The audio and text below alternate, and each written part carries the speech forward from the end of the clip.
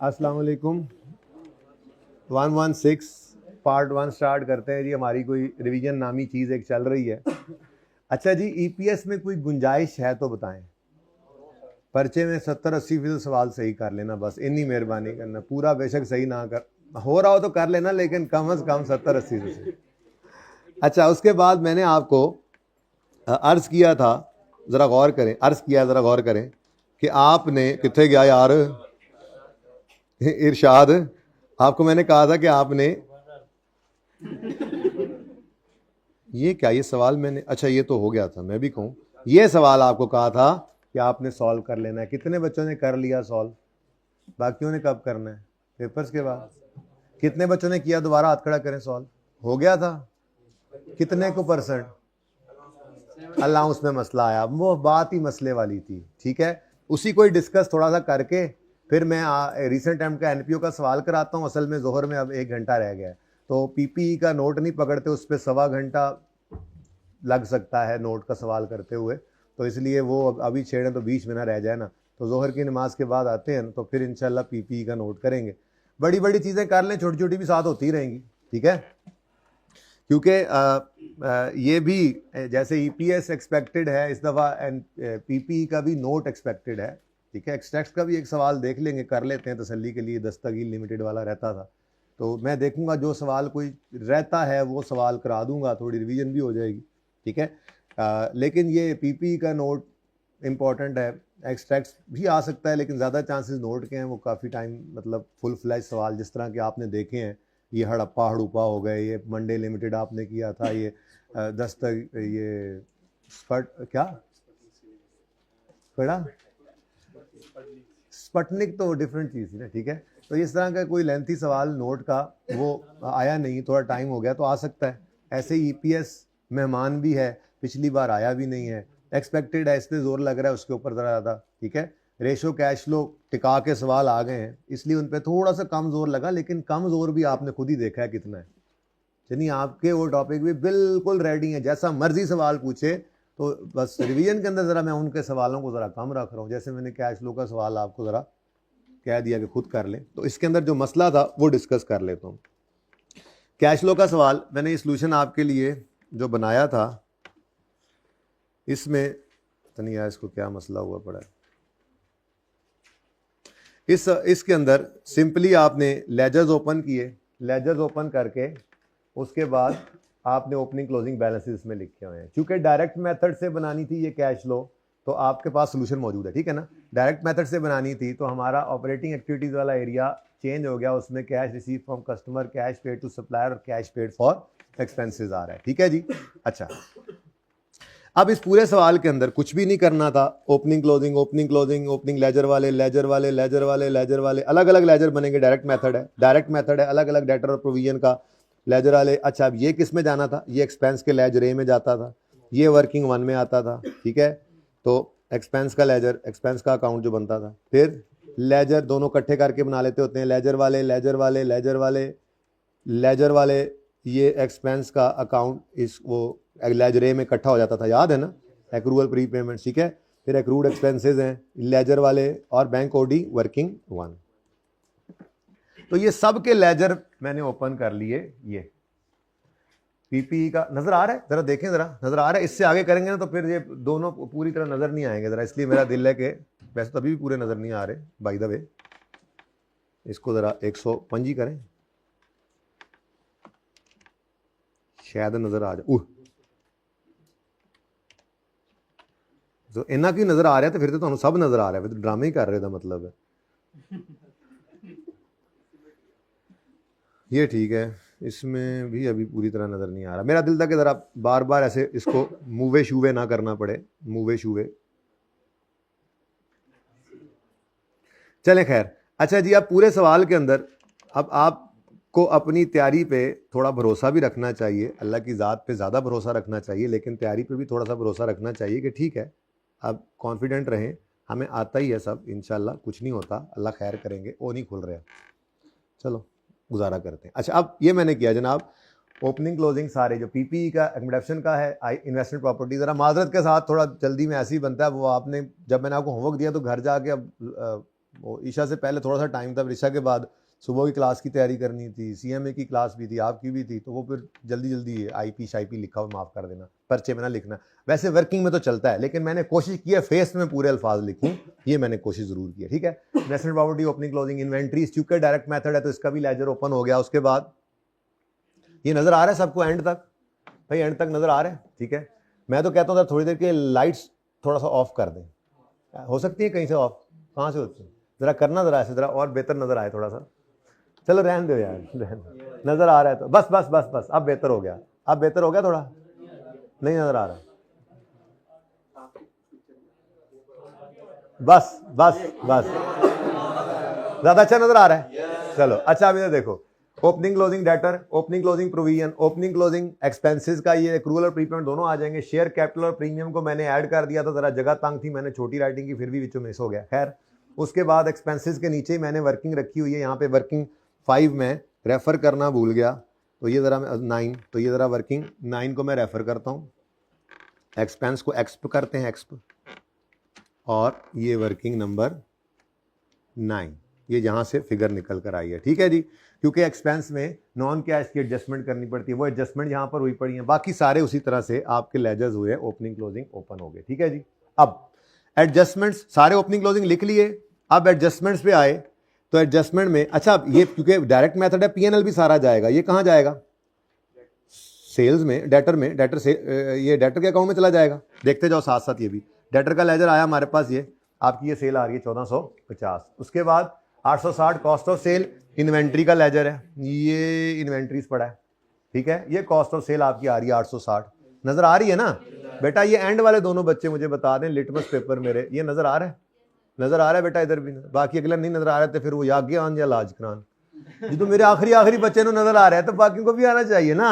अच्छा जी, okay, next है selling and admin expenses, ये 450, ये बीमार होते हैं, पता है ना आपको, क्योंकि डेप्रिसिएशन लटरम पटरम कुछ भी फेस पे नजर नहीं आ रहा, तो मतलब इन्हीं में छुपे पड़े होंगे नॉन कैश एक्सपेंसेस, तो इनको सही करना पड़ता है। आ जाओ भाई, माहौल बनाया हुआ हमने, जल्दी आज तक चेक करो आज है। अच्छा जी, अच्छा जी, अदर इनकम किसी लेजर में नहीं जाती। ठीक है, अदर इनकम के वैसे आइटम्स पूरे करते हैं, बस इस सवाल में एक ये मसला था। खैर आगे देखते हैं। उसके बाद फाइनेंशियल चार्जेस, आपके इंटरेस्ट एक्सपेंस के, इंटरेस्ट के लेजर में ये एक्सपेंस आ गया 16 रुपए का। ठीक है, को मसला? अच्छा, उसके बाद अब इंफॉर्मेशन में आते हैं, कहता है 10 million shares were issued as a consideration, इसकी एंट्री होती है, बोलो बोलो एंट्री बेटा, वो कह रहा है 10 मिलियन शेयर्स हमने इशू किए हैं फॉर परचेज ऑफ मशीनरी, तो PPE debit, share capital and share premium credit हमने वैसे ही इकट्ठा बना लिया है, तो हमारी तो जिंदगी आसान होगी, फेयर वैल्यू पर इसको रिकॉर्ड करते होते थे और वही क्रेडिट होता है, यानी कि उसी के बराबर शेयर्स इशू करते थे, तो जिंदगी आसान रखा, उसको आसान रखा हमें कि हमने इकट्ठा बना लिया। अब शेयर कैपिटल शेयर प्रीमियम दोनों ही क्रेडिट होने थे ना। अब ढूंढने से मिलेगा 10 मिलियन शेयर्स जो हैं, अगर एक शेयर 10 रुपए की फेस वैल्यू रखता है तो 150 के लिए कितने शेयर्स इशू करोगे? तो फेयर वैल्यू है 10 मिलियन शेयर्स इशू, बोलो बोलो बोलो कितने? फेस वैल्यू तो नहीं करनी ना, मतलब यही तो मसला है कि उन्होंने 10 मिलियन शेयर्स इशू किए हैं, तो कितने पे इशू किए पता लगेगा यहां से, कितने पे? देखो ना, 150 की मशीन के लिए उन्होंने 10 मिलियन शेयर इशू किए, तो एक शेयर कितने का इशू किया? तो इसकी अगर पूरी एंट्री करनी हो तो यूं करेंगे हम, PPE डेबिट 150 से, शेयर कैपिटल क्रेडिट 10 इंटू 10 100 से, और शेयर प्रीमियम 10 इंटू 5। अब ये काम क्यों करें जब हमने ये इकट्ठा ही कर लिया, तुम्हारी जिंदगी आसान होगी, ये नहीं करना पड़ा, ये कर लिया, ये भी फायदा होगा। लेकिन इसकी एंट्री पोस्ट करो, एंट्री क्या है? PPE debit, share capital and share premium का अकाउंट, तो PPE डेबिट, ये PPE डेबिट हो गया, ये 50 से PPE डेबिट, और ये जनाब share capital and share premium की हो गया। ठीक है, ये नजर आ गया कुछ थोड़ा बहुत, ये एंट्री पड़ गई। ओके, सही है। अच्छा, अब नेक्स्ट एडजस्टमेंट देखते हैं जी। नेक्स्ट एडजस्टमेंट है, ये डन हो गया एडजस्टमेंट। अगली में कहता है इक्विपमेंट जिसकी कॉस्ट 35 थी और अकोमोडेशन 21 थी, वो बिका है 5। इतना सीधा सवाल, मतलब कि कहाँ जाएं अब आप, देख देख के आप कह रहे होंगे हाय काश हम इस अटेम्प्ट में होते, और जिस अटेम्प्ट जिन्होंने अटेम्प्ट दी थी उनका रिजल्ट वही 25-24-25%। सबसे बुरा रिजल्ट R1 का आता है। क्यों? निकम्मे निकट्टू इंट्रो से तुक्के लगा लगा के आगे होते हैं, मतलब तुक्के उस तरह से इजी लेकर FAR1 को चलते हैं कैफ में, यहां पे फिर वो उठा के बाहर फेंकता है। यही FAR1 को पास करके FAR2 में जाने वाले बच्चे का 40% से ऊपर रिजल्ट है। उठा के स्टैट्स देख ले। तो क्यों FAR1 में रिजल्ट 22-23-24% है और FAR2 में 45% तक जाता है? क्योंकि पढ़ने वाले आगे आते हैं। नहीं, डर डर नहीं, डर क्या मतलब, जो आगे जाता है उसको पता होता है इतनी पढ़ाई करनी, इतनी मेहनत करनी है तो पास होना है। उसको पता होता है कि पास कैसे होना है, इसलिए वो आगे पास भी होते हैं। आगे जाकर फिर 40-45% रिजल्ट है। तो आपने कोशिश करनी है कि आपने 100% रिजल्ट देना है। आपको इससे क्या कि कोई पास हो रहा है दुनिया के अंदर नहीं हो रहा। क्यों? मसला ये है कि वो निकम्मे निकट्टू होकर आते हैं आगे, और आगे आगे भी कहते हैं बस ऐसे ही चल जाएगा काम। ऐसे नहीं चलता काम। अकाउंटिंग का समझो पहला हैवी पर्चा है जिसमें वो खंगाल देता है यहां से ही कि किसने अब आगे चलना है और किसने आगे नहीं चलना है। तो इतना आसान सवाल, क्या मसला है? पर्चे के अंदर बैठ के हाथ पांव फूल जाते हैं। तो मैंने आपको पहले भी कहा था, आज भी अभी भी वक्त है, देर नहीं हुई है। मैं रोज कहता हूं, ठीक है, लेकिन मैंने सुबह CMA की क्लास में कहा है अब सारी चीजें एक तरफ हो गई हैं, सिर्फ 4 काम करने हैं। अब आपने 13 से 14 घंटे रोज पढ़ाई को देने हैं इस महीने में। एक काम तो ये करना है तो ताकि आपके जितने पर्चे हैं वो सारे पास हो ना। चलें, इसमें से आपने R1 के लिए 4-5 घंटे कर लिए, बाकी ऐसे ही 4-5 घंटे एक और के लिए जो है वो फिर आप मैनेज कर लेते हैं, किसी को 4 किसी को 5, किसी दिन एक को ज़्यादा एक को कम। तो 13-14 घंटे निकालने हैं आपने, ये तो आप साइड पे करने, ये तो वैसे ही ज़रूरी चीज़ है ना। उसके बाद रह गई 3 चीज़ें। नींद इंशाल्लाह 6 घंटे की काफ़ी होती है, 2 टुकड़ों में कर लो तो 6 घंटे और 1 घंटे 7 घंटे सो लो। तो अगर 14 घंटे पढ़ रहे हो और 7 घंटे सो रहे हो तो 3 घंटे फिर भी बाकी हैं खाने के लिए, नमाज के लिए, घंटा गेम भी करने जाओ तो निकल सकते हैं। आप स्केड्यूल करो खुद को। मैं सच्ची बात कर रहा हूँ, फाइनल के पर्चों में भी रोज़ असर से मगरिब में गेम करता था, लेकिन उसके अलावा मैं बस मस्जिद नमाज पढ़ने जाता था। किसी को पता ही नहीं होता था, गाँव रह के पढ़ता था, हालांकि किसी को पता ही नहीं होता था कि आया हुआ या नहीं आया हुआ है। हालांकि रोज़ मतलब वैसे तो पता ही होता था, लेकिन साफ सुथरी बात थी भाई, कोई चक्कर ही कोई नहीं। जिसने मिलना है ग्राउंड में आओ, खेलो भी सही, फ्रेश भी हो, मिलो भी सही, नहीं तो कोई मुलाकात नहीं। कोई खुशी कोई गमी, बस गमी पे पहुंच गया, हाजिरी दे ली, खुशी पे भी शक्ल दिखा ली अगर कोई आ जाती थी तो बेटा आप लोगों के सामने मकसद होना चाहिए ये, ठीक है। तो ये काम तो हो गया साइड पे। अब बाकी रह गए 3 काम, जिनमें नंबर 3 काम क्या है कि एक सिटिंग में किसी भी टॉपिक के सारे सवाल करने। मैं नंबर 3 पे इसलिए रखा कि कभी कभी कोई टॉपिक बहुत बड़ा होता है और कभी कभी आपको थकावट हो जाती है, थोड़ा ब्रेक लेकर करते हो तो ये कोई फ़र्ज़ में नहीं आ जाता, लेकिन कोशिश ये करनी है हो सके तो एक सिटिंग में ये टॉपिक आपने कोई भी करना है तो एक में करना है। उसके बाद सबसे अहम 2 काम, जो मैंने कहा 2 काम लाजमी कर लो, पास होना चाहते हो तो 2 काम। मार्क्स इंटू 1.8 करके सवाल करोगे, जो भी सवाल अब करोगे आज से ऑनवर्ड्स, पहले भी कहा था अभी कर लो। और दूसरा, सोल्यूशन को कतन नहीं देखना जब तक एक बार सवाल पूरा ना हो जाए। ये 2 काम सिर्फ कर लो, वो 2 तो प्री रेक्विजिट्स है ना। बैठोगे तो करोगे काम, 13-14 घंटे बैठोगे तो 12 घंटे पढ़ाई होगी, सीधी सी बात है। बीच में कभी सुस्ती हो जाती, कभी दिमाग आसपास हो जाता है। तो 13 से 14 घंटे प्री रेक्विजिट है। उसके बाद बेहतर है कि एक सिटिंग में किसी भी टॉपिक के सवाल करो। और मेन 2 काम जो आपने करने हैं अगर पास होना है इस अटेम्प्ट के अंदर, तो बस इतना सा कर लो, मार्क्स इंटू 1.8 करके इस 1 महीने में जो सवाल भी करो, किसी भी सब्जेक्ट का करो, ऐसे ही करो, मार्क्स इंटू 1.8 करो, सोल्यूशन देखे बगैर एक बार कर लो। अच्छा, सोल्यूशन में गलती आ गई, 90% सवाल सही है, गलती आई है, गलती आइडेंटिफाई हो गई ना, दोबारा उस सवाल को फिर ना करो, आगे चलो। ये नहीं कि आपका टाइम ज़ाया हो रहा है कि जी गलत हो गया तो। हाँ, अगर बहुत ब्लंडर मार दी, बिल्कुल ही अजीब सा हो गया तो फिर कोई बात नहीं, एक बार और कर लो तसल्ली के लिए। लेकिन अगर आपका 70 to 80% क्वेश्चन सही साबित हुआ है तो आपका क्वेश्चन सही है, आगे चलो। अगली रिवीजन में जब आओगे तो इंशाल्लाह वो गलती आपसे नहीं होगी, ये देख लेना। बस सोल्यूशन देखे बगैर चलना है। ये 2 काम कर लो, इसकी आप गारंटी दे दो इंशाल्लाह, अल्लाह ने चाहा तो पास अल्लाह पाक कर देंगे। गारंटी तो नहीं दे सकते, और बहुत सारे मसाइल होते हैं जिंदगी के अंदर इंसान के साथ लगे हुए, लेकिन आप 95% चांस है कि आप पास हो जाओगे इंशाल्लाह, सिर्फ ये 2 काम करोगे इंशाल्लाह। अच्छा जी, बात यहां से निकली थी कि इतना आसान सवाल, इक्विपमेंट की कॉस्ट अलग दे दी, डेप्शन अलग दे दी और गेन अलग दे दिया। बस गेन दिया हुआ है तो कॉस्ट एसेट अकाउंट में से निकल गई, डेप्शन से 21 डेप्शन निकल गई, ये दोनों इधर आ गई ये। उसके बाद गेन दिया था उसने, कितनी बार ये काम किया था आपने, तो यहां से कैश आ गया। अब आपने ये कैश उठाना है, ये कैश जाके इन्वेस्टिंग एक्टिविटी में लिखना है, ये देखो कैश रिसीव्ड ऑन डिस्पोजल। अच्छा तरतीब में मेरे पास चूंकि एंड पे आया था वो बैलेंसिंग में तरतीब से चलता था, आपको पता है, तो बहरहाल सामने आ गई बात मैंने कर दी, तो ऐसे चल रहा है। ठीक है, नेक्स्ट इसका गेन कितना है 5। अब मैं पीएनएल के फेस पे आया, मैंने कहा यार मैं ये भी ले गया था, ये भी ले गया था, ये भी ले गया था, ये भी ले गया था, इसने भी अभी रिटेन्ड अर्निंग में चला जाना है, बल्कि इसको भी ले ही जाओ। 154 रिटेन्ड अर्निंग में लिख लेता हूं मैं, ये रिटेन्ड अर्निंग 154 ये भी आ गया। ठीक है, अब ले दे के ये रह गया बदतमीज। इस बदतमीज को आपने जब डिग डाउन किया, अभी तो डिग डाउन नहीं किया, अभी आपको एक पता लगा कि 5 का गेन है। गेन है तो कहां है, मुंह पे तो नजर आ नहीं रहा, तो इसी में ही पड़ा होगा ना। क्या ख्याल है, गेन ऑन डिस्पोजल। ठीक है, अच्छा चलो चलो ये भी हो गया काम।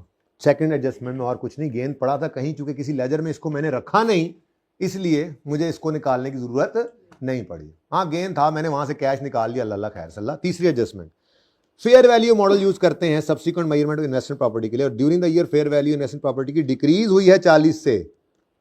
Investment property opening closing ledger में लिखा हुआ था, डिक्रीज हुई है तो लॉस आ गया। ये लॉस आपने यहां पे आकर लिख लिया, ये फेयर वैल्यू सवाल में गिवन था।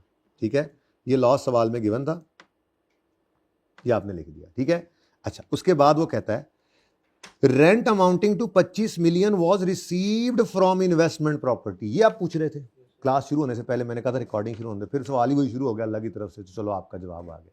भाई देखो ये इन्वेस्टमेंट के नाम से ही पता लग रहा है ये तो इन्वेस्टिंग एक्टिविटी है, लेकिन दूसरी बात ये कभी भी हमारे ऑपरेशंस नहीं होते। इन्वेस्टमेंट प्रॉपर्टी का मतलब ही क्या है, ऐसी प्रॉपर्टी जिसको आपने फॉर कैपिटल एप्रिसिएशन या फॉर रेंटल्स रखा हुआ है, अपने बिजनेस के इस्तेमाल वाली प्रॉपर्टी तो वैसे ही पीपीई होती है।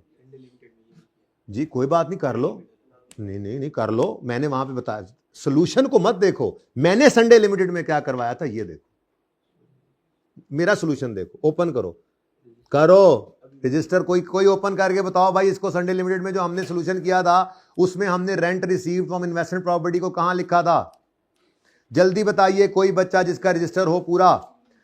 कैश फ्लो का सवाल ओपन करें, संडे लिमिटेड ओपन करें, मुझे भी सही करवाना है क्लास के बाद ताकि अगली बार ना हो। हमने सही किया था मुझे याद है,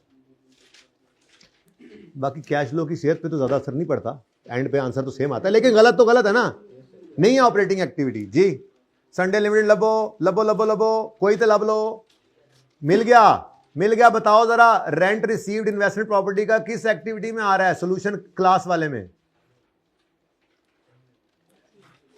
इन्वेस्टिंग एक्टिविटी में। ठीक है, तो हमने क्लास वाले सोल्यूशन में ऐसे ही किया था। आपने वो छुट्टी की थी क्या, तो फिर आप उस रजिस्टर, ओके, तो आपने ठीक किया था, और आपने बिल्कुल ठीक किया था, और इसमें कोई ओपनिंग क्लोजिंग नहीं है, इसलिए ये रिसीव्ड लिख रहा है ना, तो सीधा ही कैश लिख लेंगे। ये कैश फ्लो था, सीधा कैश फ्लो था, कोई इनकम, मतलब अगर आप लेजर बनाओ भी तो ये इन्वेस्टमेंट इनकम थी, इन्वेस्टमेंट इनकम, रेंटल इनकम का लेजर है, तो यहां पर इनकम पहले कैश लिखो, कैश आता है और इनकम आती है, ऐसे ही है। तो कहता है रिसीव हो गया 25, तो यही इनकम थी, यही रिसीव हो गया, तो बस ठीक है। इनकम कहीं पर हमने रिकॉर्ड की नहीं किसी लेजर में कि उसमें से माइनस करें, और इस रिसीट को हमने ले लेना कैश फ्लो के अंदर, इन्वेस्टिंग एक्टिविटी में। Rent received from investment property 25 inflow. ठीक है, अब एक और बात भी पता लग गई कि अगर ये ऐसे ही है जैसे मैंने बोला, तो इसका मतलब इस 30 के बाद दूसरी चीज इसमें क्या पड़ी हुई है, ये 25 का rental income, rent income from investment property. लो जी ऐ पूरा हो गया, ये ऐसे ही पूरा हुआ करता था, याद है ना, ये भी पूरा हो गया, कोई मसला। अच्छा अब ये सारे लेजर बैलेंस हो, इन्वेस्टमेंट प्रॉपर्टी भी बैलेंस हो गया, वहां से एडिशन निकल आएगा, ये अब ऐसे ही काम खत्म हो गया। और जान दे यार 120 पे रखा था ना ये जी। इन्वेस्टमेंट प्रॉपर्टी में अब क्या है, बस बैलेंसिंग ओपनिंग क्लोजिंग लिखा हुआ था, वो एडिशन। इन्वेंट्री और पीपीई के अंदर ओपनिंग भी आ गया, शेयर कैपिटल वाला भी आ गया, क्लोजिंग भी आ गया, डिस्पोजल भी आ गया, अब वहां पे भी क्या निकलना है, एडिशन। अब सब बैलेंसिंग करनी थी, एक एडजस्टमेंट रहेगी बस प्रोविजन वाली, जिसमें आपको मसला आया, जिसकी वजह से सारा सवाल आपने मुझसे करवा लिया डिस्कस। वो है क्या, bad debts amounting to 36 million were written off, जिसकी एंट्री हम किया करते हैं प्रोविजन डेबिट और डेटर्स क्रेडिट। ठीक है जी, ये 36 की एंट्री आपने कर ली। अच्छा अब असल में तो ये बैड डेट रिटर्न ऑफ होते हैं ना, bad debt return of, okay.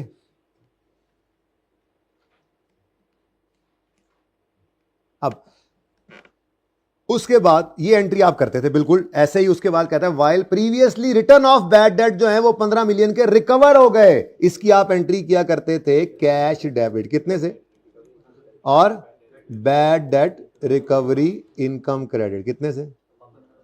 अब मसला ये है कि अगर ये इनकम में रिकॉर्ड होता था तो अदर इनकम में पड़ा होता, और बोलो तो ये अदर इनकम में पड़ा होता तो अदर इनकम 30 तो ना होती, अदर इनकम 45 होती। इसका मतलब फिर इन्होंने क्या कर दिया, इन्होंने इस रिटर्न ऑफ को इसके साथ नेट कर दिया। असल में ये हुआ पड़ा है, यानी कि उसने ये कहा ना कि मैं यार इनकम क्यों रिकॉर्ड करूं, मैं जहां पर प्रीवियसली इसको एक्सपेंस रिकॉर्ड किया था आज उस जगह पे एक्सपेंस को कम कर लेता हूं। यानी असल में तो ये सोल्यूशन तो दूसरे सफे थे। असल में तो ये होना चाहिए था यार, एक तो इसको मैं छेड़ बैठता हूं फिर मुझे याद आता है। असल में तो ये होना चाहिए था 36, ये 36, लेकिन उन्होंने क्या किया, इस 36 में से ही 15 माइनस करके 21 शो कर दिया। उसका असर क्या पड़ा, उसका असर ये पड़ा कि ये 21 की एंट्री जब यहां पड़ी ना, और तो दूसरा तरीका भी हो सकता है इसका, वो तरीका भी हो सकता था आप इसको अलग से कैश इनफ्लो ले लेते ऑपरेटिंग एक्टिविटी में, तब भी आंसर सेम आना। दूसरा तरीका भी हो सकता था, लेकिन क्योंकि मुझे नजर नहीं आया कहीं पे, मैं कहां ढूंढूं, मैंने कहा इन्होंने जरूर ये रिटर्न ऑफ के साथ ही नेट किया होगा, यानी जहां पर एक्सपेंस जाता है।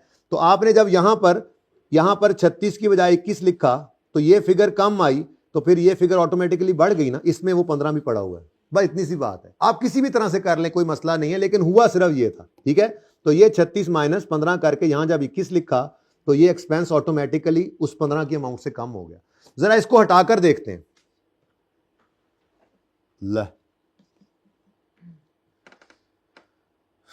इसको जरा हटाते हैं, ये देखिएगा, ये मैंने क्या किया हुआ है 36, ये देखना जरा 36 माइनस 15 किया हुआ है ना, और इसको मैंने बैलेंसिंग निकाला हुआ है लेजर में। अब इधर देखना 42, तो कितना एक्सपेंस है 42, ये 42 है, और इधर देखो कैश क्या हो गया 1399 से कम। तो अब अगर ये किया आपने तो फिर 15 को अलग से ऑपरेटिंग एक्टिविटीज में आपको ऐड करना पड़ेगा कैश इनफ्लो, और ये वाला एक्सपेंस यहां पर 42 लिखोगे, लेकिन फिर नीचे वो अदर इनकम भी आपको रिवर्स करनी पड़ेगी 15 की।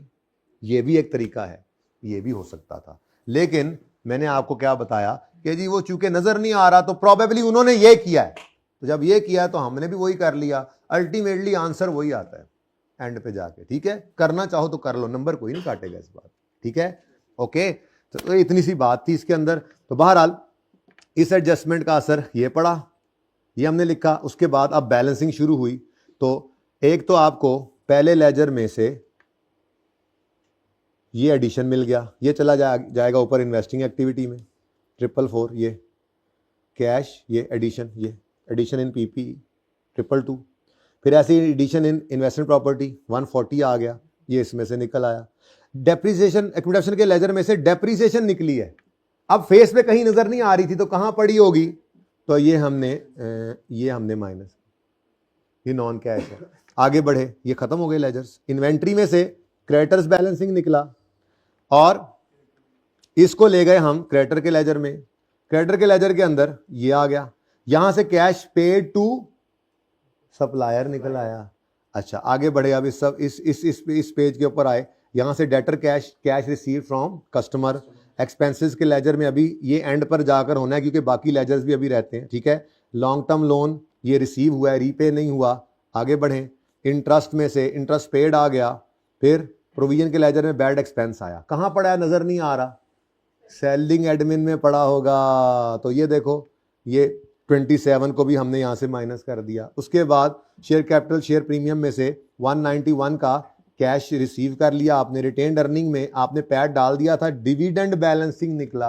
तो ये डिविडेंड पेएबल था नहीं, मैंने लेजर नहीं बनाया, माजरत जरा जल्दी थी, आप बनाकर देख लें, ओपनिंग क्लोजिंग जीरो है, ये आप पे डिविडेंड आएगा और यही पेड निकल आएगा। तो ये पेड डिविडेंड जो आपका इन्वेस्टिंग एक्टिविटी में आ गया, क्रेडिटर्स भी हो गया और डिस्पोजल भी हो गया। ये सवाल था आपका, ये आसान सवाल था, मुश्किल नहीं था। ठीक है, ओके, चलिए कोई मसला है तो आप पूछ सकते हैं आप।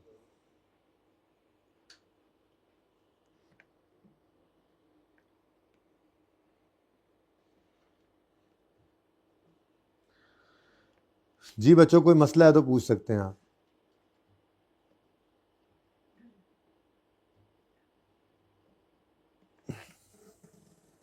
नहीं है तो फिर क्वेश्चन 1 पे आ जाए। क्वेश्चन 1 टारगेट बत्तियां बालो भाई, बोर्ड पे करना है।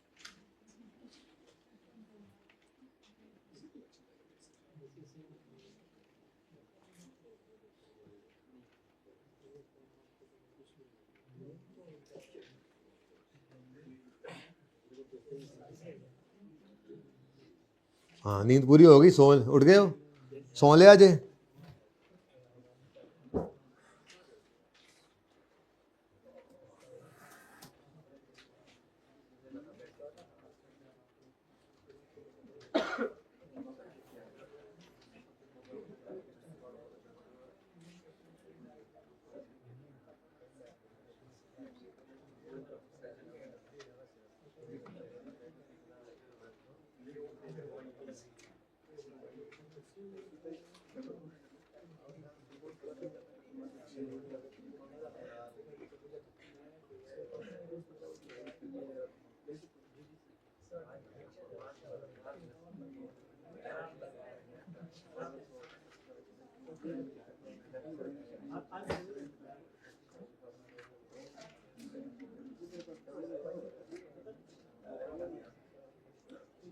हाँ जी, सवाल ओपन कर लिया है। सवाल को ज़रा पढ़ के देखें कैसा लग रहा है। सवाल नहीं है ही नहीं, क्वेश्चन पेपर नहीं है। मतलब आप कह रहे हो अपनी तरफ से कि ये सवाल है कोई, ये वो वाली बात कर रहे हो? अच्छा, क्वेश्चन पेपर यार किस किस के पास नहीं, हाथ खड़ा करें। ये तुसी कितों घर छड़ आए हो अगला, ये ऐसे ना करें आप। कितने पढ़े हैं? बाकियों को भी करवाने हैं, कॉपी मंगवा लें। आप जगह ना छोड़े, इनको दे दें आगे तक, जहां तक हाथ चलें। जल्दी हाथ खड़ा करें जी। ये जहां 2 बैठे हैं ना, उनको एक पकड़ाएं और फिर करवा लें कॉपी, ताकि सबके पास हो। 2 तो ना वेले बैठे हैं।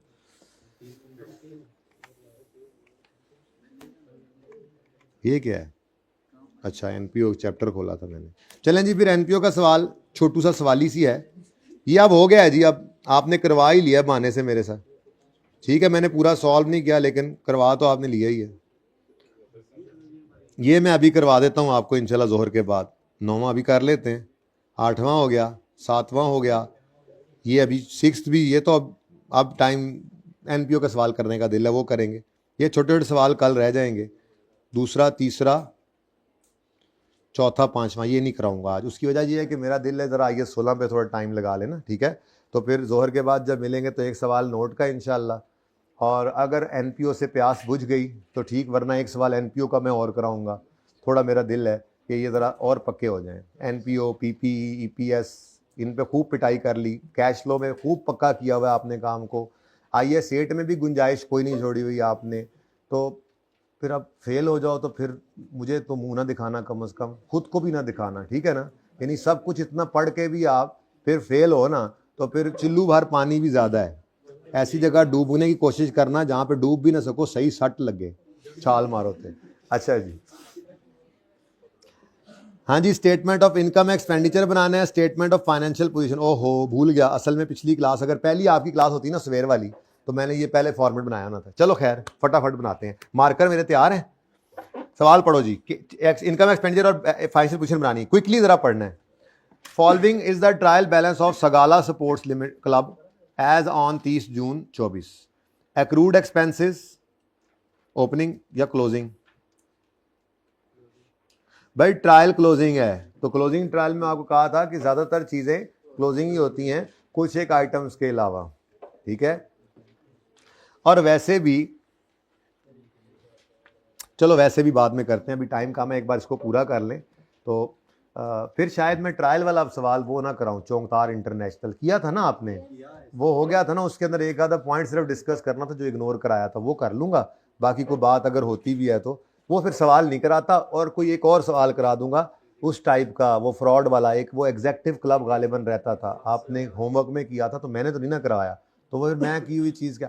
तो ये ज़रा ट्रायल वाला कर लें, ये फिर वो सवाल करते हैं। ठीक है, एक्रूड एक्सपेंसेस हैं, क्लोजिंग ही होंगे, क्योंकि ट्रायल में क्लोजिंग ही चीज़ें होती हैं, कुछ चीज़ें ओपनिंग होती हैं। ठीक है, अच्छा, कैश एंड बैंक, अब ये भी क्लोजिंग है ऐसे ही। उसके बाद contribution for pavilion building, donation, specific donation है, फॉर बिल्डिंग है। देखते हैं आपने किया हुआ है तो वहां पे जो आपने किया हुआ है वो उसके लेवल पे रखते हुए जरा इसको देखेंगे, आपको ये समझ आती है नहीं आती है। आगे डेप्रिसिएशन एक्सपेंस क्या मतलब?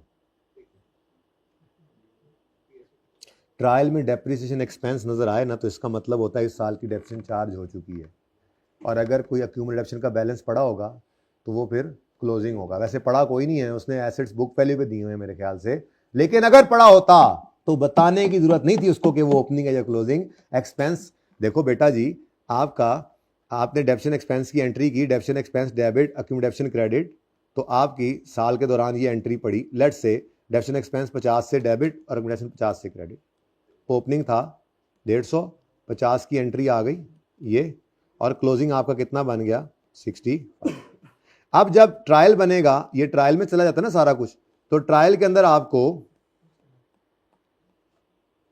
डेप्रीसिएशन एक्सपेंस नजर आएगा 50 का डेबिट साइड पर, और अक्यूमुलेटेड डेप्रीसिएशन नजर आएगा 65 का। क्या बताने की जरूरत है कि ये ओपनिंग है या क्लोजिंग है? ये भाई फॉर द ईयर फिगर होती है, पिछले साल का एक्सपेंस तो यहां नहीं ना पड़ा हो सकता। इसका मतलब इस साल ये डबल एंट्री हुई है तो ये यहां पर आया है, ये आया है तो फिर ये ओपनिंग नहीं हो सकता, ये क्लोजिंग है। ये असूल है। ये पहली बार इसलिए आपके सामने आ सका कि पहली बार ट्रायल के फेस पे डेप्रिसिएशन एक्सपेंस आया, वरना छुपा पड़ा होता है एक्सपेंसेस के अंदर तो उसको बेचारे को बताना पड़ता है। खैर बताया आज भी उसने हुआ सवाल में, लेकिन आप इसको स्टार लगाकर लिख लें अपने पास। अगर ट्रायल के फेस पर, मैंने ना कुछ असूल लिखवाए थे, एक लिखवाया था मैंने गालिबन अक्यूमुलेशन का लिखवाया था, रिटेन्ड अर्निंग्स तो इसमें नहीं होती, जनरल फंड का लिखवाया था शायद मैंने लिखवाया था, ठीक है, और इसी तरह से क्लोजिंग स्टॉक का लिखवाया था, ठीक है। इसी तरह से ये डेप्रिसिएशन एक्सपेंस का भी है, लेकिन ये इतना पक्का रूल नहीं है। पक्का रूल इसलिए नहीं है कि इस साल के अंदर इसने फेस पे डेप्रिसिएशन एक्सपेंस लिख दिया, वरना इतना अच्छा है नहीं। ये पता है क्या करता है, ये एक्सपेंसेस लिखकर सारे जान के एक्सपेंस उसमें डाल देता है। अब हमें क्या पता कि डेप्रिसिएशन एक्सपेंस में नजर आ रहा है या नहीं आ रहा। ऐसी सूरत के अंदर फिर उसको अदर इंफॉर्मेशन में बताना पड़ता है कि डेप्रिसिएशन चार्ज्ड है या इज टू बी चार्ज्ड है।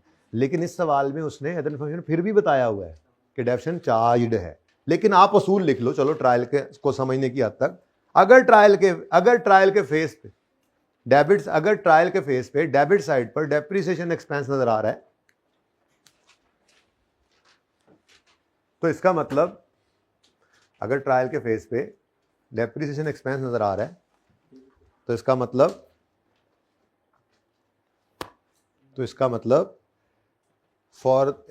मतलब फॉर द ईयर, बल्कि यूं नहीं, फॉर द ईयर लिखो, इस साल लिखो, तो इसका मतलब इस साल की डेप्रिसिएशन एक्सपेंस की जर्नल एंट्री हो चुकी है।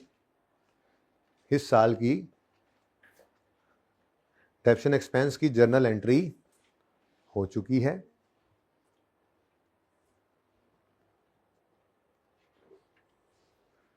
तो ऐसे ट्रायल में अगर अक्यूमुलेटेड डेप्रिसिएशन नजर आए, तो ऐसे ट्रायल में अगर अक्यूमुलेटेड डेप्रिसिएशन नजर आए तो वो क्लोजिंग होगा, तो उसका बैलेंस क्लोजिंग होगा, ठीक है। ये तो मैंने जनरल रूल लिखा दिया ना, आज वाले ट्रायल में तो अक्यूमुलेशन है ही नहीं, तो इसका मतलब फिर depreciation expense debit asset credit समझो हो चुका है, यानी कि एसेट में डेप्रिसिएशन इस साल की माइनस, यानी कि इतना आसान सवाल है कि डेप्रिसिएशन की कैलकुलेशन भी आपको कोई नहीं करनी पड़नी, और अब आपको क्या खिदमत करे आई का बेचारा पास होने के लिए। लेकिन आप हैं कि बस किसी भी तरह से फेल होकर दिखाते हैं। मतलब अच्छा खासा सेशन जा रहा होता है, बच्चे आ रहे होते हैं रेगुलर, कुछ दिन बाद लगता है कि यार समझ सारी आ रही है, कहीं पहली अटेम्प्ट में पास ही ना हो जाए, छुट्टियां शुरू कर देते हैं। यानी कोई ऐसा काम लगे ना कि पहली अटेम्प्ट में पास हो सकते हैं, ऐसा हो रहा है, तो फौरन ही वो काम छोड़ देंगे, ठीक है। तो आप हर तरह से फेल होने की कोशिश करते हैं, आई कैप हर तरह से पास करने की कोशिश करता है, सचमुच ऐसे ही है। आई कैप का कोई क्राइटेरिया ये नहीं कि जितने पास होने इतने फेल, नहीं। हाँ, उनका टेस्टिंग क्राइटेरिया सख्त है, और पासिंग मार्क्स 50, हर उस बच्चे को 50% मिलते हैं जिसने वो चीज जो लिखनी थी सही लिखी है। लेकिन आप लोग उस लेवल पे आते ही नहीं है। अब ये सारी खपैया आपके साथ इसलिए हो रहा है कि आप पहली बार जा रहे हैं आई कैप को कैफ में मिलने। FAR 2 वालों को कोई ऐसी बात करने की जरूरत नहीं पड़ी। उनको 6 घंटे भी कभी बुलाकर पढ़ाया, उन्होंने खंदा पेशानी से पढ़ा भी, और उन्होंने उसका पता, और उन्होंने जो है वो हर टेस्ट, हर होमवर्क, हर चीज़ को बड़े कीनली लिया। पढ़ाई कर रहे हैं, पता है उनको कि यार एक ही तरीका है, पढ़ना है तो पास होना है। तो कोई शॉर्टकट नहीं है ना, हमने लगाया है पूरे सेशन में, सब कुछ किया है, सब कुछ करके जाना। छोड़ के जाओगे इंशाल्लाह ज़रूर आएगा। जनरल फंड के साथ उसने ओपनिंग लिख दिया। वैसे भी आपको नज़र आएगा आगे चल के कोई इनकम्स एक्सपेंसेस, अगर जैसे ये कंट्रीब्यूशन भी है तो ये फॉर द ईयर शायद रिसीव हुआ होगा, क्लोजिंग भी हो सकता है, ठीक है। तो बहरहाल उसने ओपनिंग लिख दिया है कि सरप्लस शायद अभी निकलना है। आगे बढ़ो, देखो ना अभी एक्सपेंसेस, अदर एक्सपेंसेस आ रहे हैं, फिर फिक्स्ड एसेट्स हैं। अब ये फिक्स्ड एसेट्स जो 96 के हैं, इनमें डेप्रिसिएशन चार्ज हो चुकी है, ठीक है। यानी ये बुक वैल्यू है ना, तो बुक वैल्यू कौन सी है, मैं कहूँगा क्लोजिंग बुक वैल्यू। उसको बताने की जरूरत नहीं थी। ये नहीं करना पागलों की तरह, इसको पकड़ लेना और इसमें से डेप्शन माइनस करनी है कि जी हमने फलां सवाल में तो ऐसे किया था और फलां में नहीं। क्लियर है अब, ठीक है। अच्छा, पेविलियन बिल्डिंग, अब ये 27 है, पता नहीं ओपनिंग है या क्लोजिंग है, साल की आखिरी दिन आई है, ये मुझे अभी नहीं पता, ठीक है। देखते हैं अभी आगे जाकर। पेमेंट फॉर स्कूल फीस, अब को स्कूल फीस है उसकी पेमेंट की है उन्होंने, ठीक है। Players subscription receivable, opening receivable है, उसने खुद बताया। Subscription received during the year और subscription receive during the year, और एडवांस का मतलब ये है कि ये अगले साल की रिसीव हो गई होगी, ठीक है। चलो ठीक है। अच्छा आगे, ये सारी एडवांस नहीं हो सकती। Receive during the year in advance का मतलब आगे बता देगा। खैर चलते हैं आगे। अब आगे वो कहता है point 1, a contribution of 20 million Pavilion fund was received पिछला साल। अच्छा, इसका मतलब ये ओपनिंग है। ये क्या है, opening. The pavilion was completed this year at a cost of 30 million and has been depreciated by 3 million. फौरन आए इधर हम, ओ अच्छा, यानी इसकी कॉस्ट तो 30 थी, लेकिन ये शायद 10% के हिसाब से 3 रुपए डेप्रिशिएट हो गया। अब इसकी डेप्शन कहाँ, इस नहीं पड़ी होगी। तो बाकी फिर क्या होगा, बाकी कितनी बचती है, बाकी 8 फिर बेटा पेविलियन बिल्डिंग के तो आ गई ना, बाकी अदर एसेट्स भी तो पड़े हैं। मतलब अगर कोई मुझे कहे कि मुझे ओपनिंग बुक वैल्यू बताओ तो मैं बता सकता हूं उसको 104 थी, लेकिन मुझे जरूरत नहीं है, ठीक है ना। अच्छा, लेकिन इससे एक पता चला कि ज्यादती की है उसने। पवेलियन बिल्डिंग लाइबिलिटी होती है ना, पवेलियन बिल्डिंग क्या है, कंट्रीब्यूशन रिसीवर लाइबिलिटी आप करते थे रिकॉर्ड, और कहते थे कि वेट करो जब पवेलियन बन जाएगा तो उसको डेप्सिट करेंगे, तो इसको मोटाइज करेंगे। अब लास्ट ईयर 20 मिलियन रिसीव हुआ था, अभी भी 20 मिलियन नजर आ रहा है, तो ज्यादती तो है। मैं भी नाल ही जाना है, आवाजें आ रही हैं, लेकिन आपने लिफ्ट नहीं कराई। आपने इस 30 को तो 27 कर लिया, लेकिन इस 20 को 18 करना था। क्या मतलब, 10% ही बन रहा है ना, नजर आ रहा है ना कि 30 का 3 अगर डेप्रिशिएट किया तो मतलब आप किस बेस पे कर रहे हो उसको, 1/10 ही किया है ना आपने 10 ईयर्स, तो फिर इसको भी 20/10 करना था, 2 की इनकम रिकॉर्ड करनी थी, वो नहीं किया आपने। बात समझ आ गई, करेंगे 2 मिनट का काम। आगे बढ़े। प्लेयर सब्सक्रिप्शन 16 मिलियन की आउटस्टैंडिंग थी 30 जून, हाँ क्लोजिंग आउटस्टैंडिंग है, क्लोजिंग रिसीवेबल है, ये क्लोजिंग रिसीवेबल है। कहता है इसमें से 3 मिलियन को राइट ऑफ कर दो। ओहो हो, अच्छा, तो 16 में से 3 को राइट ऑफ कर देंगे तो बाकी कितना रह जाएगा, 13 को आप क्लोजिंग रिसीवेबल कह रहे ना, इसकी आपको राइट ऑफ की एंट्री आती है। प्रोविजन का लेजर नहीं बन रहा, नजर आ रहा, तो डायरेक्ट एक्सपेंस डेबिट कर दोगे, ठीक है। क्या है यार इस सवाल के अंदर, 10 नंबर का सवाल है, यूं होने वाला। During the year some player started paying subscription in advance for whole year. During the year उन्होंने इस साल की एडवांस देना शुरू कर दी, मतलब किसी ने जनवरी में, किसी ने मार्च में। तो अब जनवरी वालों का तो सारा साल निकल भी गया होगा, फरवरी वालों का 1 महीना रहता होगा, मार्च अप्रैल मई जून लटरम पटरम करते करते ये 15 जो है ना, ये पूरे साल में ही रिसीव्ड हुआ है, रिसीव ड्यूरिंग द ईयर है, पूरे साल ये रिसीव होता रहा है। अब ये जिन लोगों ने शुरू में दिया होगा उनका शायद कुछ भी ना बचा हो, जिन्होंने मार्च में दिया 2 महीने बाद, जून में दिया 6 महीने 7 महीने ऐसे बचे होंगे। वो खुद बता रहा है कि इनको हमने 20% डिस्काउंट दिया था, हमें इससे कोई लेना देना नहीं, 15 उन्होंने पे किया ना, 15 पे किया। कहता है 40% of these subscription should be considered as advances, मतलब के इस 15 का 40% ले कितना आता है, 6 आता है, 6। ये क्या आ गया, क्लोजिंग एडवांस। तो क्लोजिंग रिसीवेबल आ गया, ये क्लोजिंग एडवांस आ गया। ओपनिंग एडवांस कोई नहीं था क्योंकि प्लेयर्स ने, वो कहता है during the year some player started paying advance subscription, उससे पहले अगर होता तो ओपनिंग बता देता। ओपनिंग में रिसीवेबल था, ये लेजर बन गया, आपका सब्सक्रिप्शन का लेजर बन गया। Opening receivable, closing receivable 13, opening advance 0, closing advance 6, right of की एंट्री, और कोई इनकम या कैश कहीं से मिल जाएगा, अल्लाह करेगा। बल्कि ये कैश पड़ा है, ये रिसीव्ड, ये टोटल रिसीव कितना हुआ है ड्यूरिंग द ईयर रिसीव, तो टोटल कितना हुआ है, ये रिसीव में डालोगे इनकम निकल आएगी, लेजर खत्म। ये सबसे टफ एडजस्टमेंट थी इस सवाल में, सबसे टफ एडजस्टमेंट नहीं है, इस सवाल की सबसे टफ है ना, अब नहीं है तो तुम नहीं है ना, इस सवाल की सबसे टफ यही है। आगे देखो, due to significance balance in general fund, SSC's board of trustee has decided to establish a fund with 24 million to continue to the school fee internally restricted fund है। जनरल फंड में जो पैसे पड़े होंगे उसमें से 24 निकाल दोगे, और उसका स्पेशल फंड का नाम क्या है, school fee fund, school fee fund.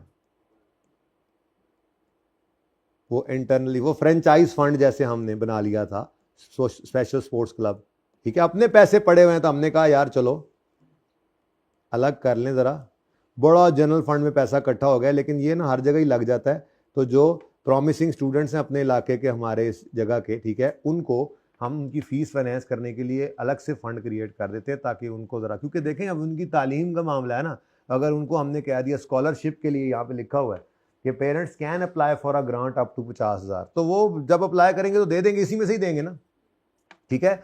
तो अब ये जब उनको स्कॉलरशिप दे दी तो इसका मतलब क्या है कि अब फिर कमिट हो गया ना, अब आपके पास अगर पैसे ही नहीं पड़े, आपने कहीं और लगा दिए, तो वो बेचारे तो गए ना जिन्होंने तालीम के ऊपर आप पे भरोसा कर लिया था। तो इसलिए फंड अलग क्रिएट कर, specific fund out of general fund हम क्रिएट किया करते थे, कई बार किया भी था, ये वही है, ठीक है।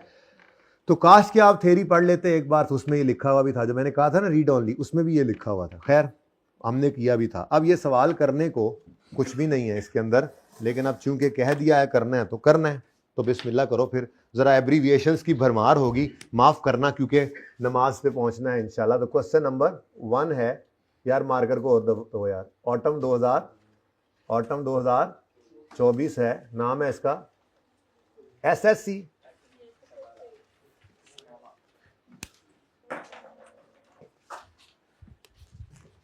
जी इनकम एक्सपेंड, यार इधर बनाते थे, चलो क्या करें आप,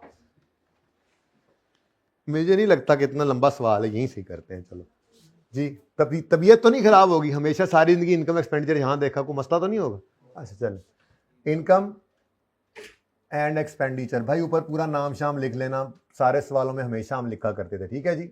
फॉर द ईयर एंडेड, बताइएगा जरा, 30 जून है, 24, ऐसे नहीं लिखना पर्चे में, फॉर द ईयर पूरा लिखना है, एंडेड पूरा लिखना है, 30 और जून पूरा लिख के 2024 लिखना है, ठीक है, वरना कंपनी जिम्मेदार ना होगी नुकसान की। वैसे पूरा लिखकर भी कंपनी जिम्मेदार नहीं है कि सिर्फ ये लिखकर आपको जी नंबर नहीं आए। तो इनकम्स 2-3-4 लाइनें छोड़ दो, काफी हैं। एक्सपेंसेस बिल्कुल वैसे पर्चे में जैसे सिखाया हुआ है, इंपॉर्टेंट है ये टॉपिक मैं बता रहा हूं, ठीक है। तो ऐसे ही हम करते थे, एक सवाल और करवाऊंगा अभी। अच्छा जी, रुपीज इन मिलियन है डाटा, तो हम भी मिलियन में ही करेंगे जी। उसके बाद बैलेंस शीट का नाम क्या लिखा उसने, स्टेटमेंट ऑफ फाइनल पोजीशन लिखा है, बैलेंस शीट लिखा है, स्टेटमेंट ऑफ, तो स्टेटमेंट ऑफ फाइनेंशियल पोजीशन है, पूरा लिखिएगा प्लीज, ऊपर नाम शाम भी लिख लीजिएगा, एज ऑन 30 जून 2024 है। तो फंड्स एंड लायबिलिटीज में पहले आते हैं फंड्स, जिसके अंदर आपका जनरल फंड तो आएगा ही, और एक और नया फंड भी आपने क्रिएट कर मारा है, स्कूल फी फंड। फिर भी कोई और चीज आ सकती है, पता ही है आपको, इसलिए मेहरबानी करके एक लाइन छोड़कर चला करें। सारा सवाल पढ़ा भी है, फिर भी हर जगह एक एक लाइन खाली, ठीक है। लायबिलिटीज में मुझे नजर आ रहा है आपका पवेलियन फंड आ रहा है, ठीक है ना। फंड नहीं लिखते उसको, क्या लिखा करते थे, लायबिलिटी, क्या लिखा करते थे, यार वो जो हमने जैसे कोई बिल्डिंग बनानी है, बर्न वार्ड बनाया था, ऐसे ही क्या नाम क्या रखा था, मैं कह रहा था जरा वही लिख दें, Pavilion fund liability, Pavilion liability, ठीक है, कुछ तो लिखो, पेविलियन लायबिलिटी। अब पता नहीं इसको करंट नॉन करंट में आईकैप ने तोड़ा या नहीं तोड़ा, सोल्यूशन किसी के पास है, देख लेना वैसे तरह, ठीक है। तो लायबिलिटीज के अंदर बस ये आना है, फिर देख लेते हैं, ठीक है। तोड़ा हुआ है, लब जाएगा, मैं आप ही देख लेना यार, मेरे कुल भी है, आप उधर ही रखें यार, एडा केड़ा मसला है। क्वेश्चन 1 है ना, आपके लिए है, इन्होंने नहीं तोड़ा हुआ, मैं तोड़ देता हूं फिर भी, ठीक है, चलो रहने दो, अच्छा है जब उन्होंने नहीं तोड़ा हुआ। लायबिलिटीज में क्या है जी, पेविलियन, पेविलियन क्या लिखा था अभी, पेविलियन बिल्डिंग, पेविलियन बिल्डिंग ही होती है असल में ना। पेविलियन क्या होता है, वो जो ऊपर वो जो बना होता है जहां बैठ के जो है वो मैच देख रहे होते हैं, तो वो बिल्डिंग ही होती है ना। चलो पेविलियन बिल्डिंग लिख दो अगर आप इस तरह से रिलैक्स हो तो, पेविलियन बिल्डिंग लायबिलिटी, ठीक है जी। उसके बाद भी कुछ आ सकता है, खैर चलें। एसेट्स में आपके नॉन करंट एसेट्स हैं, ठीक है जी, नॉन करंट एसेट्स में डायरेक्ट ही लिखता हूं, जगह तंग पड़ रही है। अब नॉन करंट एसेट्स में आपके अदर क्या थे, क्या लिखा हुआ है, हेडिंग देखो जरा, क्या लिखा हुआ है, other fixed assets, fixed assets, ठीक है, फिक्स्ड एसेट्स और पवेलियन भी बन गया। अब उसका नाम क्या है, पवेलियन बिल्डिंग है, सिर्फ पवेलियन, पवेलियन बिल्डिंग, चलो अच्छा हो गया, ऊपर भी हमने वही लिख दिया, पवेलियन बिल्डिंग।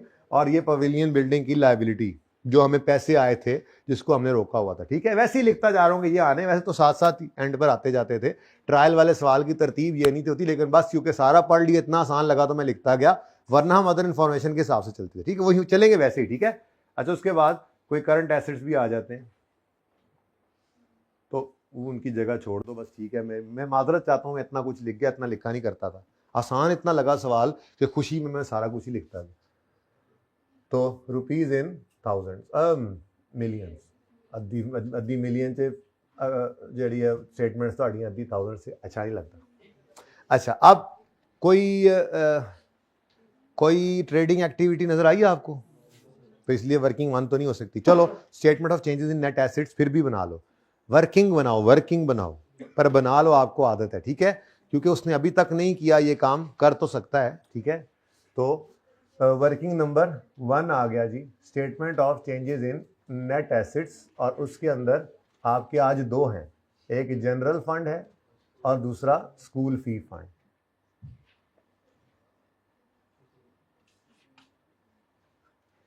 ओपनिंग आएगा और गिवन है प्लस सरप्लस अगर आ गया तो, वरना डेफिसिट आया तो डैश लगा के नेगेटिव लिख देंगे, नेगेटिव डैश, ठीक है जी।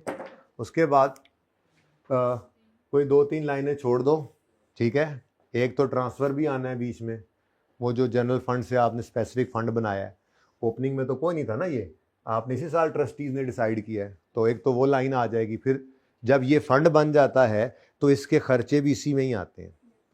I think professional sports club के सवाल में ये नहीं था, ये शायद होगा, शायद था। रिसर्च फंड हमने बनाया था, रिसर्च फंड, और रिसर्च वाले खर्चों को मैंने कहा था इनकम एक्सपेंडिचर में लेके मत जाओ, इसको रिसर्च फंड में से ही माइनस करो। ये जाके भी सोल्यूशन में आप अपने में देख सकते हैं, ठीक है। तो ऐसे ही अगर स्कूल फी फंड क्रिएट हो गया है तो जो ट्रायल में स्कूल फी एक्सपेंसेस नजर आए थे वो अब एक्सपेंस नहीं है, वो फंड को डेबिट पड़ेगा, ठीक है ना।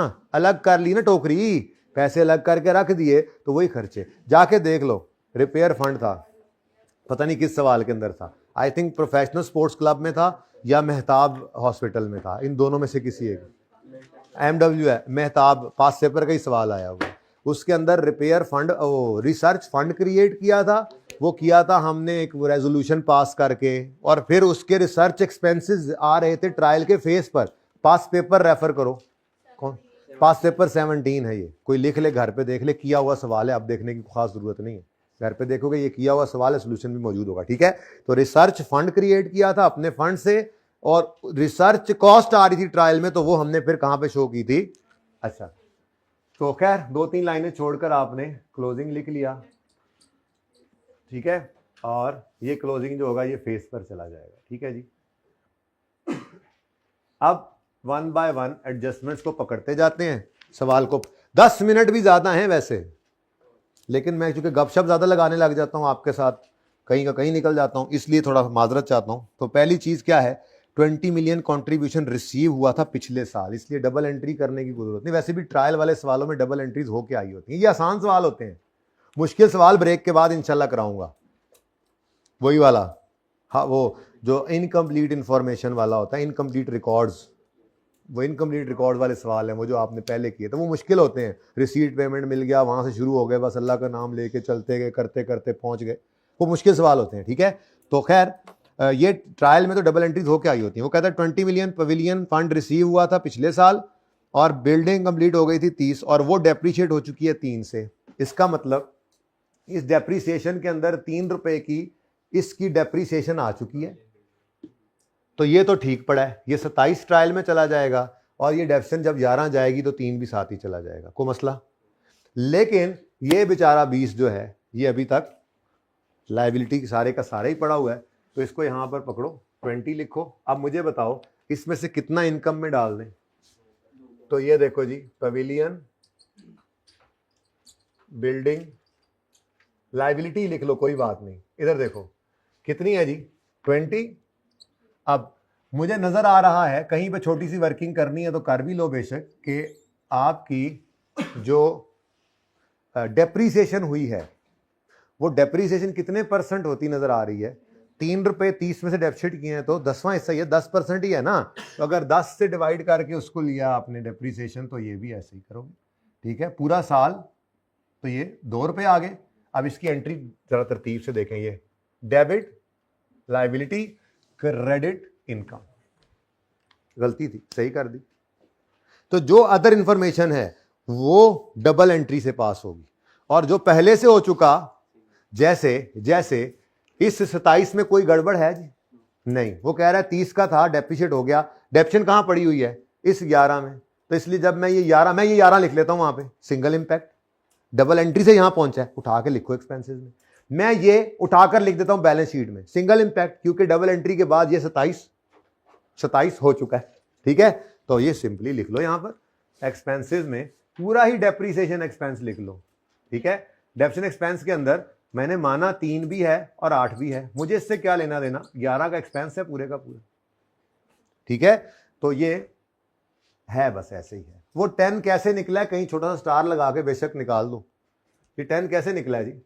आपने कहा जी वो 3 डिवाइडेड बाय 30 है, मतलब ये कितना बनता है, मतलब ये तो नहीं बनता 10, वैसे कर लो, चलो यूं कर लो सीधा, मैं परसेंटेज में नहीं, परसेंटेज निकल आएगी, वो परसेंटेज लगाई ना ऊपर, लाइफ लगा दी है, परसेंटेज भी हो सकती है, परसेंटेज कर लें, चलो यही ठीक है। 30 था और आपने 3 किया, तो मतलब कितना किया है, 1/10 ही किया है ना, ठीक है। तो ये 10 ऐसे आया, ये करना चाहो आपकी मर्जी है, 10 से डिवाइड कर दो, नहीं तो आप ये भी कर सकते हो कि आप 3 divided by 10 into 100, sorry 3 divide by 30 into 100 करो, 10% ले लो, तब भी यही बात है, वहां पे 20 इंटू 10% कर देना, ये आपकी मर्जी है, जो ले लो, ठीक है। कहीं निकाल के दिखा देना बस, क्योंकि सवाल में कहीं गिवन नहीं था। समझ आई है ये किसी को समझ ना आई हो तो मुझसे पूछ लें, ठीक है। चल अच्छा जी, तो ये 11 डेप्शन एक्सपेंस आ गया, 11 पूरा पूरा आ गया, बस ठीक है। और ऐसे ही ये पवेलियन बिल्डिंग जो है यहां पर आ रहा है, ठीक है। पवेलियन बिल्डिंग कितनी आ गई जी, 27। कुछ करने की जरूरत नहीं है, जो होना था वो हो चुका हुआ है, 30 से 27 पे ये आ चुका है, 3 की डेप्शन चार्ज होने के बाद, यानी इसकी एंट्री हो चुकी हुई है, डेप्शन expense debit pavilion building credit 3 रुपए, हमने कुछ नहीं करना, ठीक है। इतना आसान सवाल, सिर्फ ट्रायल की समझ होनी जरूरी थी, जो आपके पास है, पता नहीं अब है कि नहीं है। अच्छा चलें, अब इधर देखें जी, मैंने ये पूरा 11 ही उठा लिया, चलो ठीक है, ये भी गया, ये भी चला गया, ठीक है। अच्छा अगली एडजस्टमेंट में क्या कहता है जी, प्लेयर्स और सब्सक्रिप्शन का अकाउंट पहले ही बना लिया हमने, उसमें तो कोई मसला बचा ही कोई नहीं, तो हम पहले ही बना चुके हैं। शुरू करें जी, सब्सक्रिप्शन का अकाउंट यहां पे बनाएं, वर्किंग नंबर 2, और ये मैंने कहा ना सबसे मुश्किल एडजस्टमेंट ये थी, ये वाली सब्सक्रिप्शन या सफेद क्रिप्शन, सब्सक्रिप्शन है सफेद क्रिप्शन, सब्सक्रिप्शन है जी। Opening receivable, opening receivable trial में गिवन था 8 जी। अच्छा ले जी, ये 8 भी गया, ठीक है। अच्छा ओपनिंग रिसीवेबल है, ब्रॉड डाउन कितना 8, ठीक है जी। अच्छा उसके बाद जी आगे कहता है वो, उसके बाद तरतीब से चलते हैं ना, चलो यहीं से देख लो। आगे वो कहता है कि जी player subscription of 16 were outstanding at 30 June, जिसमें से 3 मिलियन को क्या कर दो।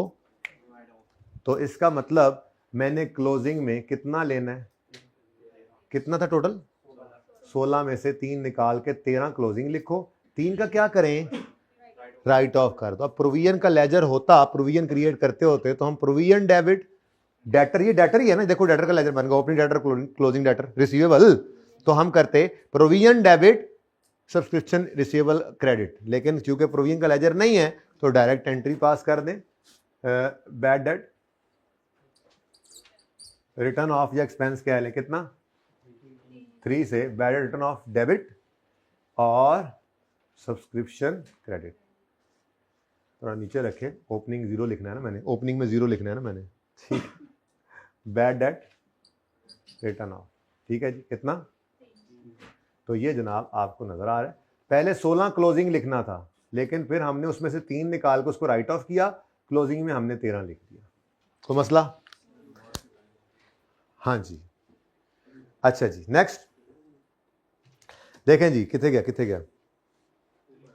आगे कहता है some of the players started paying, ये रिटर्न ऑफ वाला हो गया ना, ड्यूरिंग द ईयर। अगला पॉइंट है some of the players started paying subscription in advance for the whole year receiving 20% discount. ठीक है, डिस्काउंटेड अमाउंट आ रही होगी, हमें इससे क्या, हमने उनको डिस्काउंट दिया होगा, वो एडवांस देने लग गए। हमने कहा जी एडवांस दे दो, 20% कम दे दो, भागे भागे आने लग गए।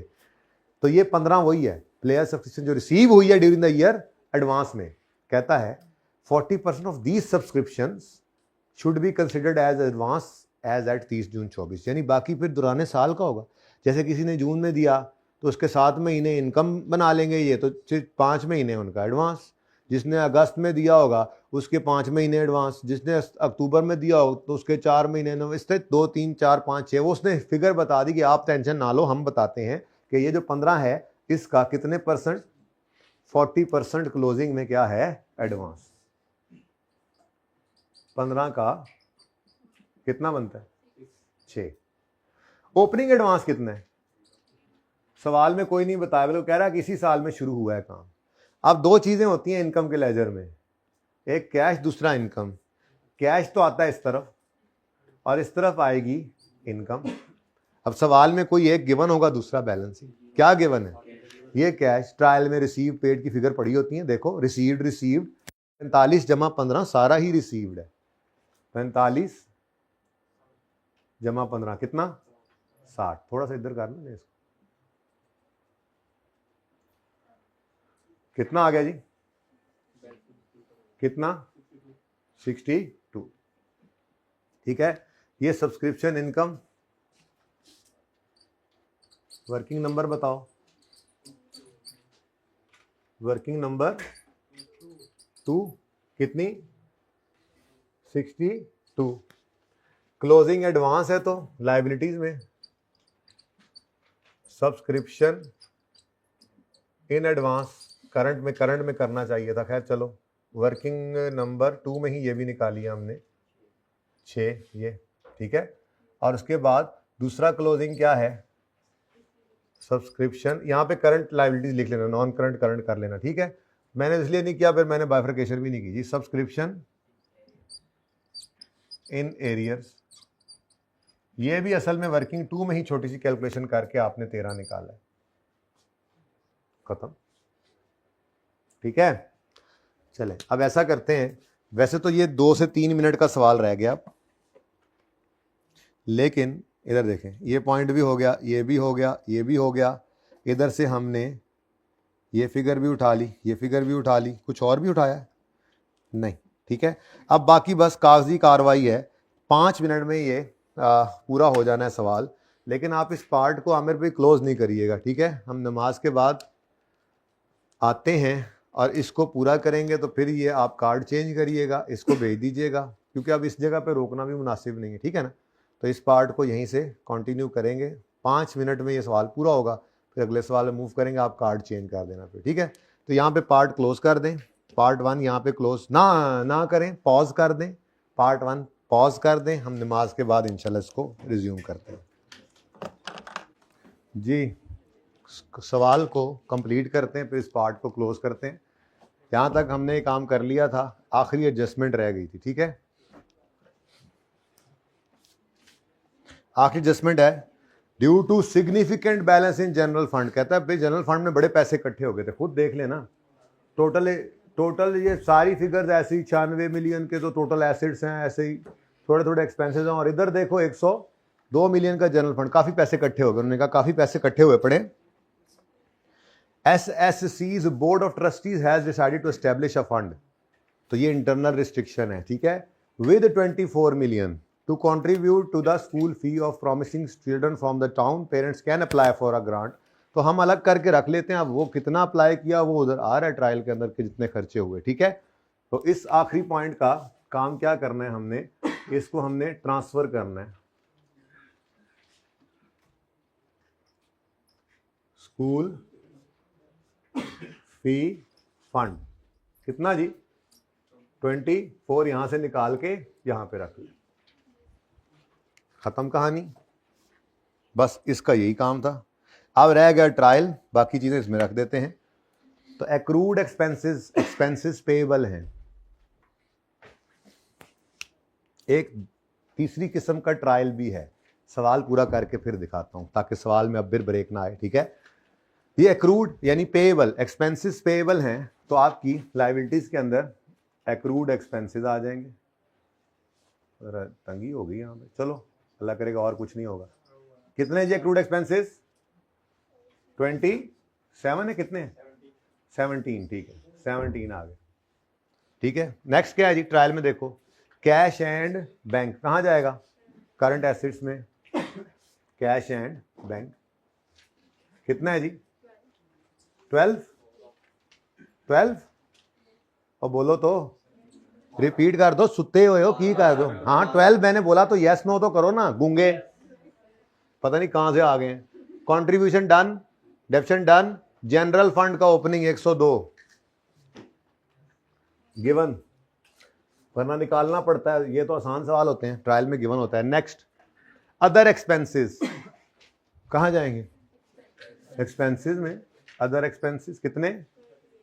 30, हाँ फूटो मुंह से। नेक्स्ट 38 हो गया, आगे बढ़ो। फिक्स्ड एसेट्स 96 के हैं और इनमें भी डेप्शन चार्ज हो चुकी है, बस उठाओ ट्रायल में से यहाँ की कितना। तो चवले बच्चों ने ये मारी होंगी कि इसको फिर डेप्रिशिएट कर दिया, 96 है ना, ठीक है। तो इसकी डेप्शन चार्ज हो चुकी है, 3 मिलियन इसकी डेप्शन चार्ज हुई थी, तो बाकी फिर इन्हीं की होगी। तो डेप्शन जो डेबिट साइड पे नजर आ रही है, तो मतलब डेप्शन डेबिट होकर दूसरी की एंट्री हो चुकी है। वो डेप्शन भी था तो वो क्रेडिट होकर ये नेट बुक वैल्यू आ रही है। एसेट पर भी, एसेट अकाउंट में भी किया था तो ये बुक वैल्यू बन चुकी हुई है, ठीक है। नेक्स्ट 27 हो गया, पेमेंट फॉर स्कूल फीस। अब कुछ पेमेंट्स की हैं, 24 मिलियन अलग किया था, और एक बच्चे के लिए वालदैन जो है 50,000 तक मांग सकते हैं, तो इन्होंने 70 लाख रुपए यानी 7 मिलियन इस साल में एक्सपेंस कर दिया। अब चूंकि पैसे अलग कर लिए हैं, तो ये अब आपने इनकम एक्सपेंडिचर में एक्सपेंस नहीं डालना। इसके साथ रेफर करें पास पेपर 17 MWH, जिसमें साथ लिख लें अपने पास रिसर्च फंड। सेम वही 100% सेम ट्रीटमेंट है, कोई नई चीज नहीं आई आपके पास। तो 7 मिलियन है, इसको आप यहां पर लिख दें। क्या है जी? तो पेमेंट फॉर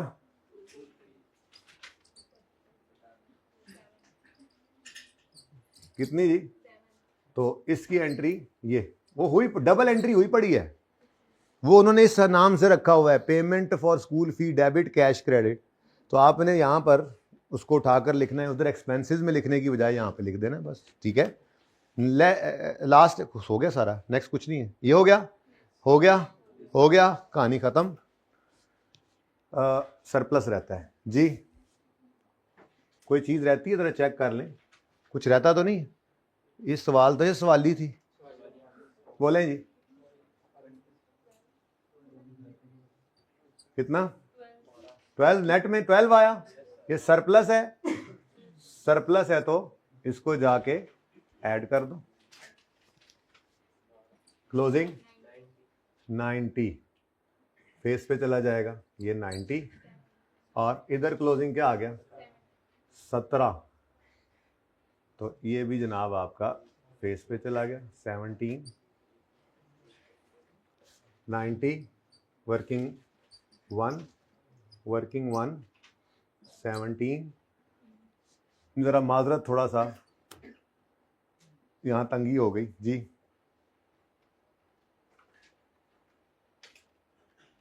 आज के दिन में हो जाएगा 140, इधर सोल्यूशन पे चाती मार लें, थोड़ा फॉर्मेट डिफरेंट होता है, आंसर मैच किया करें बस। एंड वाला 4-5 चीज़ें देखें, एंड पर देख ही लेता हूँ मैं खुद ही।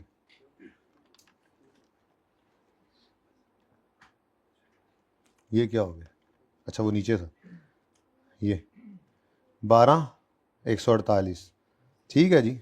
90, 17 सब वैसे ही है, बस उसने ज़रा हमारी इतना फंड वो नहीं बनाया, सही है। ओह जी, चले चले यहाँ पे पार्ट 1 क्लोज कर दें।